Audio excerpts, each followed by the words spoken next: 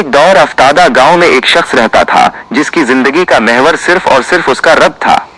लोग इसे दीवाना कहते क्योंकि वो अपनी दुनिया में मगन रहता। वो रोजाना रात के आखिरी पहर जब पूरी बस्ती गहरी नींद में सो रही होती, जंगल के किनारे एक पुराने दरख्त के नीचे जाता। वहां वो न किसी से कोई शिकायत करता, न किसी से कोई मांग रखता। वो सिर्फ एक मुसलजी बिछाता और अपने रब के सामने सजदा रेज हो जाता। उसकी आंखों से आंसू जारी होते और वो बस एक ही बात कहता, ऐ मेरे मौला, मैंने तुझे पा लिया, अब मुझे किसी और की हाजत नहीं।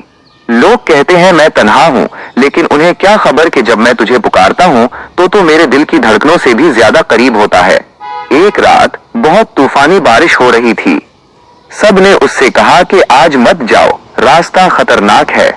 लेकिन वो मुस्कुरा कर बोला, मेरा महबूब मेरा इंतजार कर रहा है। क्या आशिक अपने महबूब की मुलाकात के लिए तूफान से डरते हैं? वो भीगता हुआ अपनी जगह पहुंचा। अंधेरे में उसे कुछ सुझाई नहीं दे रहा था, लेकिन उसका दिल रोशनी से मुनव्वर था। जैसे ही उसने पेशानी जमीन पर रखी, उसे एक अजीब सुकून महसूस हुआ।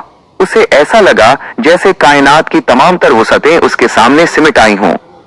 इस रात उसे वो दौलत मिली जो दुनिया के बड़े से बड़े बादशाह को भी नसीब नहीं होती, अल्लाह की कुर्बत का यकीन।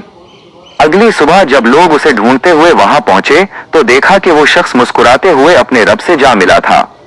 उसके चेहरे पर एक ऐसी नूरानी चमक थी जो बतला रही थी कि जिसने पूरी दुनिया को छोड़कर सिर्फ अपने रब को अपनाया, उसे उसके रब ने कभी तन्हा नहीं छोड़ा। जब बंदा खुलूसे दिल से सिर्फ अपने रब का हो जाता है तो अल्लाह तालीज उसे अपनी मोहब्बत और सुकून से इतना भर देता है कि फिर उसे दुनिया की किसी और चीज की तलब नहीं रहती।